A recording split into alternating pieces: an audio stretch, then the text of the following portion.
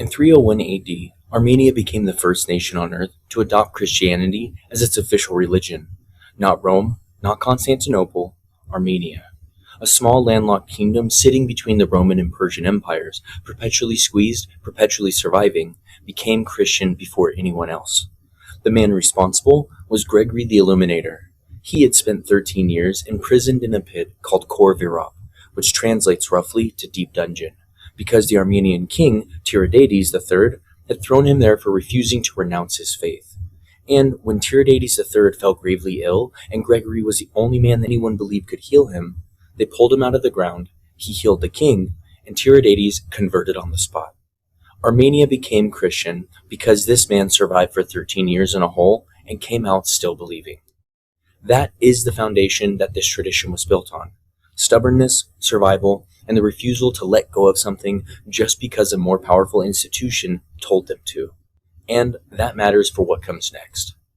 In the centuries that followed, while Rome was consolidating its version of Christianity, deciding which texts were authoritative, which councils were binding, which books made the final cut, Armenian scribes were doing something else. They were copying, translating, preserving. The Armenian Apostolic Church developed a biblical canon that doesn't match Rome's or Constantinople's, one that contains books circulating in the earliest Christian communities that were quietly set aside as the institution grew more selective about what it wanted the faithful to read. The text we're talking about today is one of those books. It's called the Second Book of Enoch, and what's inside, the cosmology, the theology, the origin story for one of the most mysterious figures in the entire Bible, is exactly the kind of material that ended up on the wrong side of those decisions. Rome decided that you didn't need to see this. Armenia disagreed. And because Armenia disagreed, this text is still here. Okay, before we go any further, just a couple of things. The visuals in this video are AI generated through Ideogram AI. I use it because it's genuinely good, because I have no budget worth mentioning, and because I've made peace with the fact that any AI render of any ancient manuscript is going to look pretty bad. So that's fine. It adds character. Some of the renders are going to make you laugh, and that's totally allowed. My sources are all in the pinned first comment and listed in the description. All of them. If something I say doesn't add up, that's where you go first. That's not just a formality, that's the whole philosophy of this channel. All of that being said, I'm Alex Arnold. This is Arnie's Brain Train, and here is what Armenia kept and Rome tried to burn.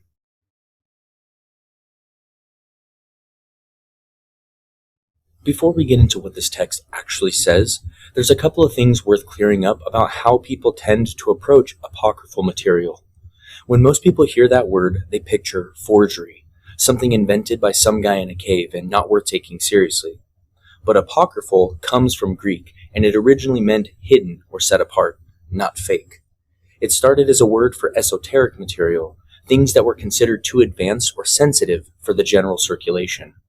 Over time, it came to mean excluded from the official canon, which is a totally different thing entirely, because that exclusion was a decision made by human beings in specific historical and political contexts. It's not a verdict on whether a text is ancient or whether it's significant. We'll get to who made that decision and why, but first, who is Enoch? Enoch appears in Genesis chapter 5, verse 24, and his entire biography in the main text of the Bible is one sentence. There's no death narrative, no burial, no illness or old age. He walked with God, and then he just stopped being here. The Hebrew construction is very deliberate. It says, he was not, and it stands in specific contrast to every other figure in that genealogy, all of whom are described as dying. Enoch doesn't die. He's taken. And every other patriarch in that list, Adam, Seth, Methuselah, and Noah, follow the same pattern of living a long time and then dying. Enoch is the one exception. At 365 years old, which is itself significant given the 365 days in a solar year, and he just vanishes into the presence of God. People have been working on what that means for roughly 3,000 years, and the literary tradition that grew up around it is enormous. The first book of Enoch is the most well-known of the Enochic texts. It's in the canon of the Ethiopian Orthodox Church. It was found among the Dead Sea Scrolls, and multiple New Testament authors appear to be familiar with it. We touched on this before in a video I did called Your Pastor is Preaching Banned Books, And the short version is that your pastor is probably almost certainly teaching ideas that are drawn from texts that he would call apocryphal if you actually asked him directly. And Enoch is Exhibit A. The Second Book of Enoch, though, is a different document. Not a continuation or a sequel by any means, but a completely individual narrative with its own cosmology and transmission history. It goes by a few names: the Slavonic Enoch, the Book of the Secrets of Enoch, and all of them refer to the same core document that we're just going to call Second Enoch. Now, let's talk about the manuscript situation. We don't have a Hebrew or Aramaic original for Second Enoch. What we have are manuscripts written in Old Church Slavonic, the liturgical language of Eastern Orthodox Slavic Christianity, ranging from the 14th to the 17th century. The oldest complete copies are medieval, and so that's a legitimate reason to ask questions about the text's origins. But the Slavonic manuscripts are not the only witnesses to this document, and that's where the picture changes. There are also Armenian fragments. The Armenian Apostolic Church developed its own scriptural tradition independently of Rome and Constantinople, a canon that contains books that are absent from Protestant, Catholic, and Eastern Orthodox Bibles. And Armenian scribes had a documented practice of preserving texts that other traditions had let go. The existence of Armenian fragments that align with the Slavonic tradition tells us that this text wasn't invented by a medieval scribe in the 14th century. It was already circulating in a geographically separate, theologically independent tradition long before those Slavonic copies were ever made. The internal evidence for an early date is also strong. The text shows no awareness of the destruction of the temple in Jerusalem in 70 AD, an event so catastrophic that virtually every Jewish text written after it at least acknowledges it. Second Enoch reads like something composed while the temple is still standing, and most serious scholars place the original composition somewhere between 30 BC and 70 AD, which puts it in the same world as Paul's letters, the early gospel traditions, the Qumran community, and the Book of Revelation. These weren't separate developments unfolding in isolation. They were communities in conversation with each other, drawing on shared traditions and arguing about shared questions.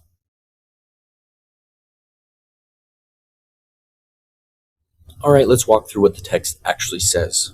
Second Enoch opens with Enoch at home. He's 365 years old. And again, that number, the solar year.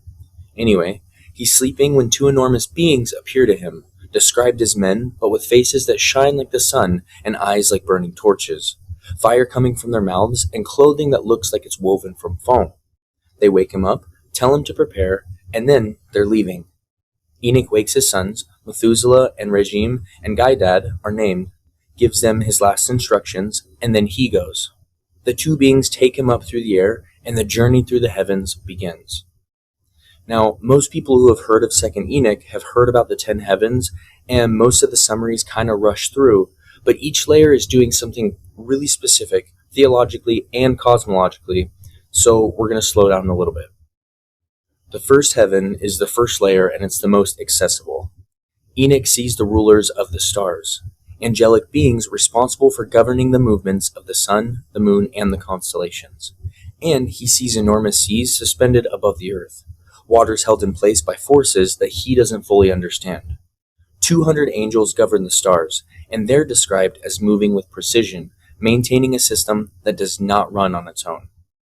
For a modern reader, this sounds a lot like mythology, but put yourself in the mindset of an ancient author trying to explain why the stars follow the same paths every year, why the seasons return on schedule, why the sun rises and sets with perfect consistency. The answer that Second Enoch gives is that beings are doing the work, that creation is not self-sustaining, but actively maintained by intelligence at every level. The second heaven is a prison. Enoch sees angels who have been bound, chained in darkness and waiting for judgment, and the text says that they weep constantly. One of them does something unexpected. He looks at Enoch and asks him to pray for them. These aren't demonic monsters. They're fallen beings who know what they did and are experiencing the consequences. And when they see a mortal man walking through their prison, they ask him to intercede. Enoch tells them no. He's immortal, and he has no standing to intercede for beings of a higher order who chose to fall. There's a certain logic to it that the text doesn't really try to soften. This is the Watcher's tradition, the fallen ones, the beings who left their station. And for the people writing and reading Second Enoch, it was their working explanation for why the world is broken. The third heaven divides into two distinct regions that are exact opposites of each other. The upper portion is paradise, and Second Enoch is specific about what's there. Trees unlike anything on earth, enormous and permanently flowering, bearing fruit that never fails, with 4 rivers flowing out, one of honey, one of milk, one of wine, one of olive oil. The tree of life stands at the center, and 300 angels tend it constantly. The text lingers on the fragrance in a way that feels almost deliberate, like the author wants you to understand that this is not a vague, pleasant place, but it's somewhere with texture and real presence. And this is Eden, not as a memory of something lost, but as a present reality, a layer of the cosmos that still exists just above the earth. The garden didn't disappear when Adam and Eve were expelled, it moved. The lower portion of the third heaven is the precise opposite, cold and dark, which is worth noting because most modern imagery of hell involves fire. Second Enoch's hell has fire in it, yes, but its defining characteristic is darkness and cold, and the text is specific about who's there. Those who exploit the vulnerable, those who make orphans suffer, those who accumulate wealth through injustice, things like that. It's not a place for people who simply held the wrong theological opinions. It's a place for people who chose cruelty. The fourth heaven is the domain of the sun and the moon in full operation. Enoch watches the entire cosmic cycle. The chariots of the sun, the angels that pull them, the route that the sun takes in its circuit, the moon's phases, and the beings that govern them. Every predictable pattern in the sky has agents behind it. This connects to something that we covered in the video about the Scandinavian sun cult, how your Christmas and midsummer traditions trace back 4,000 years to a Bronze Age solar religion. The reverence for the sun as a cosmic force governed by intelligence isn't a Jewish invention or a Christian one. It's one of the oldest and most widely distributed religious instincts and beliefs in human history. Second Enoch's fourth heaven, with angels pulling the sun's chariot on its circuit, is the same underlying idea that Bronze Age Scandinavians were carving into rock and Egyptians were encoding into their theology. The sun is too regular, too powerful, and too consistent to be accidental, and nearly every ancient culture arrived at the same conclusion through its own independent vocabulary.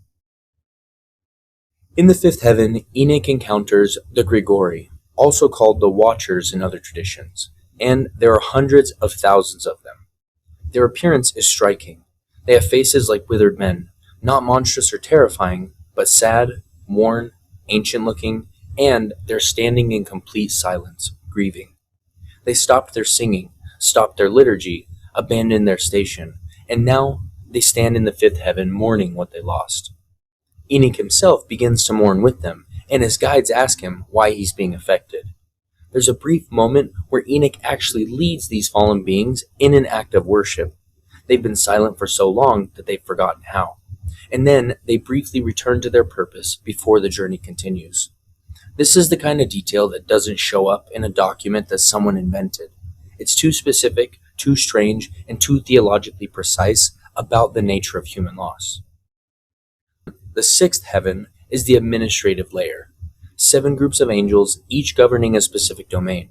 The motions of the stars and sun and moon, the phases of the earth and the rivers and seas, the souls of men, every plant and animal, every human soul that ever existed.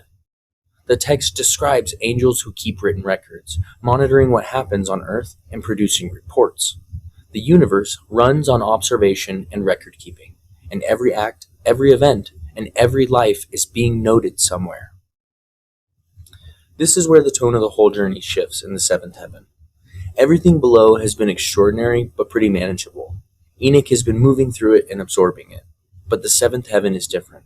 This is where the archangels live. Michael and Gabriel and Raphael and Uriel, and the light is more intense, the presence more overwhelming. The text says that Enoch is terrified when he arrives, and at some point his guides leave him and return to their stations, and he's standing there completely alone, unable to move. But Michael comes to him and says, essentially, it's all right, you're going higher still. In the 8th, 9th, and 10th heavens, we'll kind of cover those quickly. eighth heaven, Mazzuloth, governs the changing of the seasons, the constellations, and the cosmic calendar operating above the zodiac itself. The ninth heaven, Kuchavim, holds the heavenly homes of the 12 constellations, not the patterns that humans observe from Earth, but the actual living reality behind those patterns. And then there's the 10th heaven, called Erevath, the highest layer of created reality, the boundary of creation itself, and beyond it is God. Enoch arrives and falls on his face. He literally cannot stand up in this place. And an archangel named Verevael, a figure who appears nowhere in mainstream Jewish or Christian scripture, is sent to strengthen him and lift him up. Enoch stands, and then God speaks to him. God tells Enoch that before anything existed, he moved through an infinite void, alone and with nothing, and then he decided to create. He called forth a being called Adoil, described as an entity of enormous light, containing all light within itself. And when Adoil was commanded to break open, light poured out of him, and from that light came the visible creation. Then God called forth a being named Arcus from the lowest dark, from the deep places, and from Arcus came the foundations of the lower world. So light and darkness each emerge as a primordial being, each serving as the raw material for different aspects of creation. So that's not the Genesis 1 account that most people were taught. The specific question that this raises is whether God created from something that already existed, because Second Enoch's account implies that Adoil and Arcus existed before the physical universe. That is not creation ex nihilo. And it's worth noting that the doctrine of creation ex nihilo, God creating from literally nothing, wasn't formally imposed as the Orthodox position until the 2nd century AD, largely in response to Gnostic cosmologies. Go back far enough into the early Jewish and Christian thought, and the picture is far more complicated than the doctrine allows. Second Enoch is one data point in that argument. At the end of this encounter, God instructs Michael to remove Enoch's earthly garments and dress him in garments of glory. And the text says that when Enoch looks at himself, he looks like one of the angels around the throne. He didn't just visit heaven, he became part of it. The theological term for this is deification, or theosis, the idea that a human being can be elevated and transformed, brought into a closer participation in the divine nature, not by becoming God, but by being changed into something that reflects God's glory more fully than an ordinary human can. This idea runs through Jewish mystical traditions and through Eastern Orthodox theology, which is notably the tradition that preserved this text. We did a full video on this channel called They Erased This from the Bible, How Humans Become Gods, and the physical proof in that title refers specifically to the Armenian manuscript evidence. Armenia kept these traditions alive because they built their entire theology around them.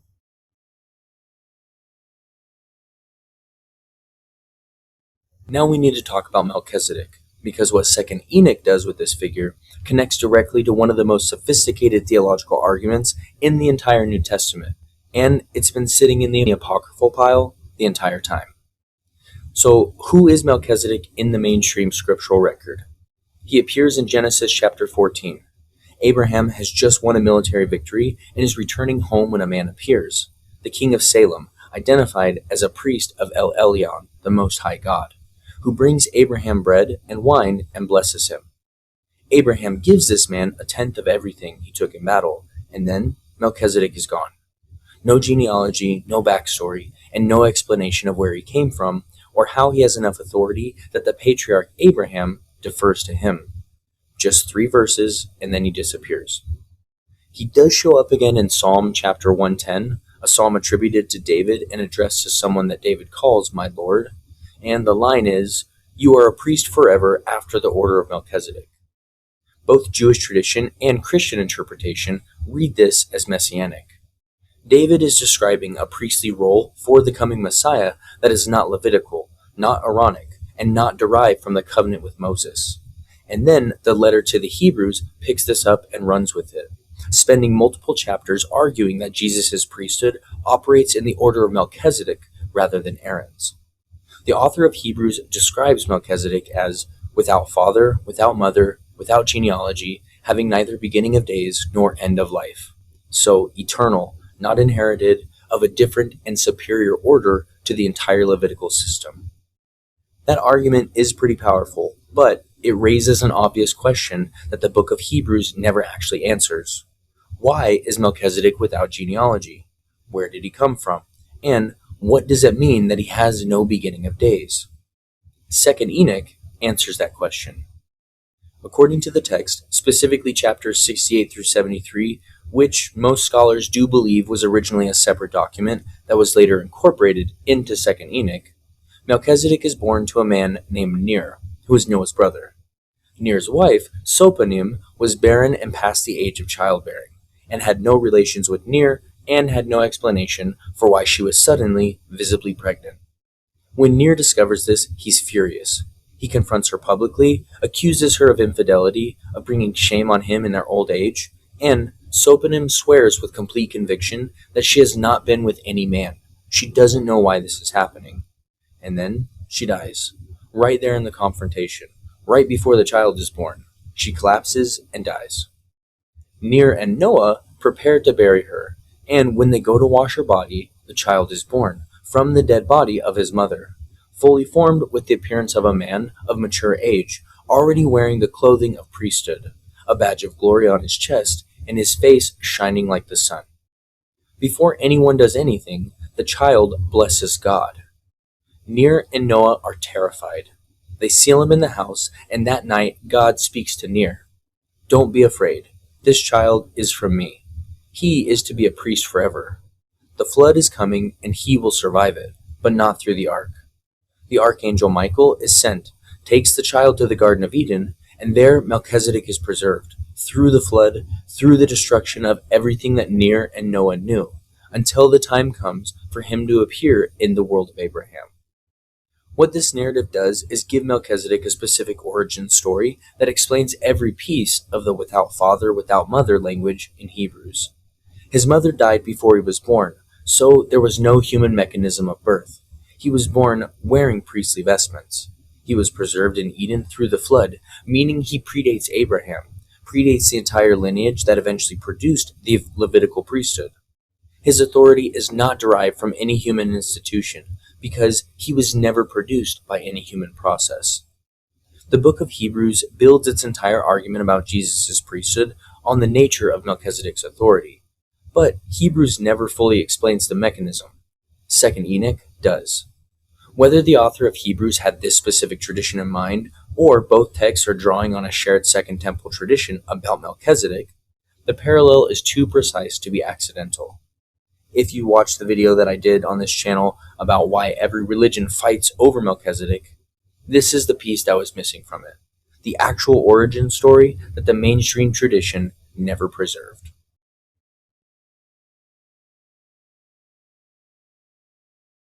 So we've talked about what the text says, now the harder question.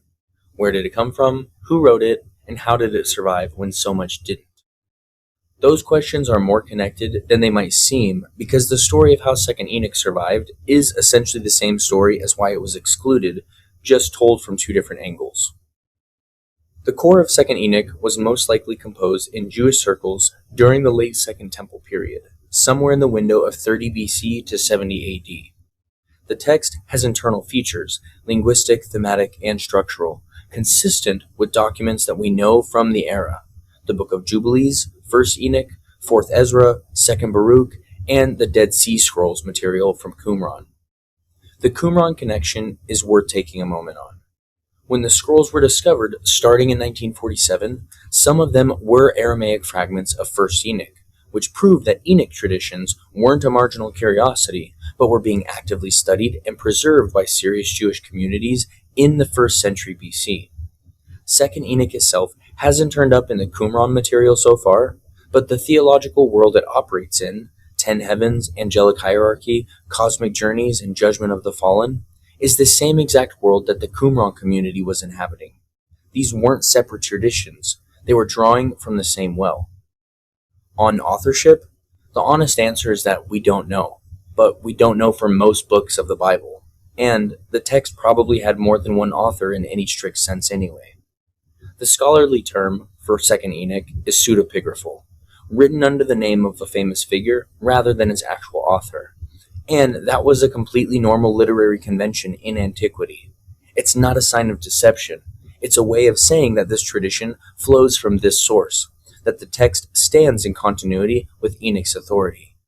The Melchizedek section, specifically chapters 68 through 73, is widely believed to have originated as a separate document from a different community or time period before being incorporated into the main body. The thematic shift is significant enough that most scholars treat it as composite material. There's also the question of Christian editing. Some scholars argue the Second Enoch shows signs of later Christian modification. Andrei Orlov at Marquette University, who has done the most rigorous recent work on this text, argues that the core narrative is Jewish, but that the Slavonic manuscript transmissions reflect the theological interests of the Eastern Orthodox communities that preserved them. That's a meaningful distinction. It's not that the text is a Christian invention, but that a Jewish text was preserved by Christians who may have left fingerprints in copying it. And that's actually the pattern with a lot of texts from this period. Jewish material that early Christians found useful, copied, sometimes modified, and then transmitted through their own networks. The boundary between Jewish text and early Christian text in the 1st and 2nd centuries AD was far more blurred than later institutional categories suggest, because the early Jesus movement was, in its origins, a Jewish movement working with Jewish text and Jewish expectations.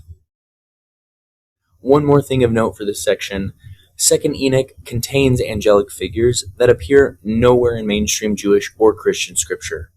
Veravael, the archangel in the 10th heaven who strengthens Enoch; Pravuel, the angel of wisdom who transcribes the revelations that Enoch receives; Samuel and Raguel, the two beings who escort him on the journeys as well. These figures create a genuine interpretive question. Either they reflect early traditions about the heavenly hierarchy that didn't survive into mainstream religion, in which case there's significant evidence of what the early religious world actually looked like, or they're inventions of the author, in which case they tell us something about how Second Temple Jewish cosmological imagination worked. What they don't do is fit the official angelology that later Judaism and Christianity developed. Michael, Gabriel, Raphael, and Uriel got codified and preserved. The rest of the heavenly population was largely stripped from the official record. Second Enoch is a window into what the population looked like before the stripping happened. Here's where the survival story and the exclusion story converge, because the communities that preserve this text are largely defined by their refusal to let the institution make that decision for them. The Judaism that survived into the modern world emerged from the catastrophe of 70 AD, when Rome destroyed the temple and ended the priestly sacrificial religion that had defined Jewish life for centuries. The rabbis rebuilt Jewish identity around Torah study, Talmudic scholarship, and synagogue practice, and they deliberately moved away from the apocalyptic and the mystical traditions of the Second Temple period. This wasn't arbitrary. Apocalyptic expectation, the belief that God was about to intervene dramatically, that the cosmic conflict was about to reach its climax, had been part of the ideology of movements that helped trigger the Jewish-Roman War. Hundreds of thousands of Jews died. Jerusalem was destroyed. The temple was gone. For the rabbis who survived and rebuilt, that kind of speculation wasn't just theologically uncomfortable. It was associated with catastrophe. Their response was to ground Jewish authority in careful Torah interpretation through legitimate chains of tradition. You don't ascend through 10 heavens to know what God wants, you study the law. That creates a direct problem for a text in which a human being walks into the presence of God, gets transformed into something angelic, and comes out looking like one of the glorious ones around the throne. The rabbinic tradition was emphatic about the categorical boundary between the human and the divine, and Second Enoch blurs it in a way that rabbinic Judaism had no institutional interest in tolerating. There was also a political dimension. The Enochic tradition traces its authority through Enoch, who predates Moses and received a direct revelation that bypasses the entire Mosaic framework. In a world where authority is contested and being rebuilt from the ground up, that's a competing claim. Excluding it was partly an act of institutional consolidation. These traditions didn't disappear. They fed into Merkaba mysticism and the Kabbalah and survived in the margins. They were cut from the mainstream. For the Christianity that solidified through the councils of the 4th and 5th centuries, Second Enoch creates specific, identifiable problems. Most Christian theological frameworks operate with a simple 3-layer cosmology: earth, the heavens, and the heaven of heavens where God dwells. This maps onto Paul's reference in 2 Corinthians 12, where he describes a man caught up to the 3rd heaven.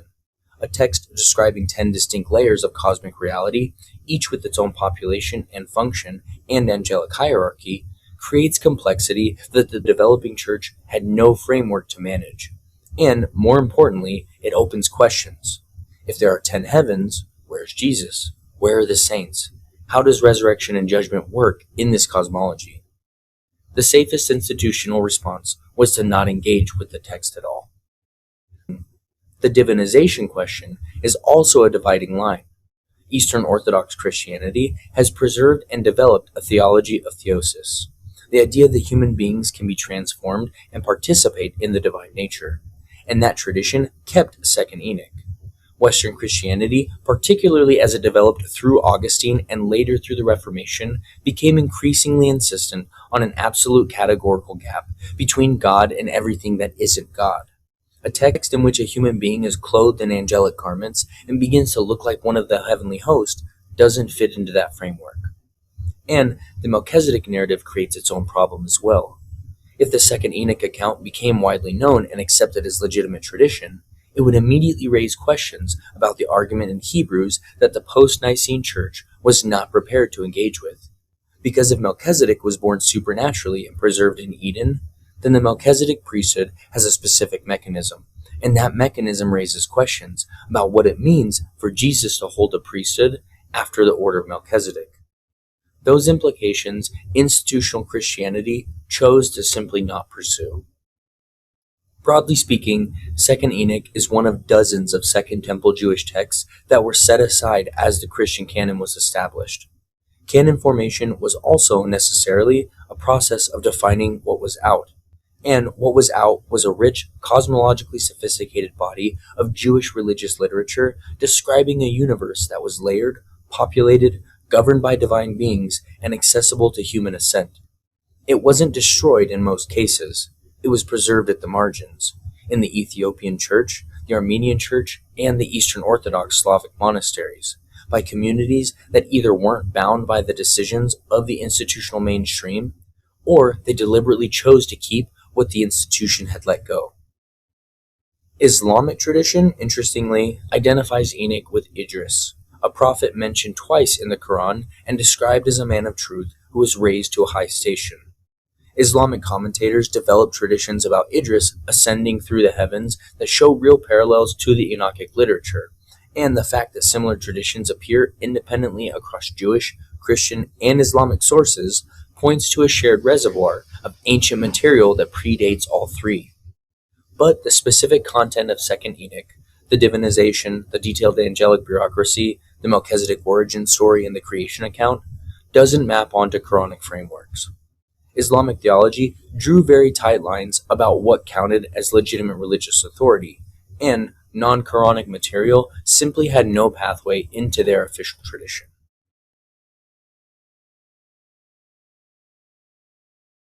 The version of religious history that most people were taught leaves out the parts that complicate the official narrative.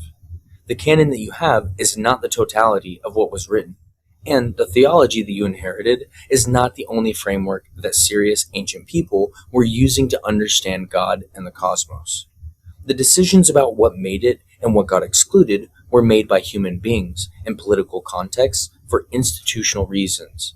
And that doesn't mean that the texts that survived are wrong, but it does mean that the exclusions tell you something. Second Enoch describes a universe that is layered, populated, and governed by intelligence at every level. It describes a human being who is transformed into something more than human, a priesthood with origins that bypass every human institution, and a creation account that doesn't match the doctrine of creation ex nihilo. And it was written before the New Testament was finished, in the same Second Temple Jewish world that produced Paul, the Gospel of John, and the Book of Revelation. The Enochic tradition as a whole is a thread that runs through the margins of religious history, from the Second Temple period through the Dead Sea Scrolls community, through early Christianity, through the Armenian Church. At every point in that chain, somebody thought that this material was important enough to copy. First Enoch survived in Ethiopia. Second Enoch survived in the Eastern Orthodox Slavonic manuscripts and Armenian fragments. Third Enoch, the rabbinic mystical text that develops the Metatron tradition, the next evolution of the Enochic line, survived in Jewish mystical literature. These texts kept alive a vision of the cosmos that the institutional mainstream completely let go, and that vision is worth knowing. If you've been watching this channel for a while, you've seen me pull at this same thread from different directions. The ancient Israelite polytheism video, the Melchizedek mystery video, all the banned Bible books, every one of them is pointing at the same thing. The official story is incomplete, and the evidence has been sitting in libraries and archaeological sites the whole time. Second Enoch is just one more piece of that file. The world that produced this text is the same world that produced a religion that most of you inherited.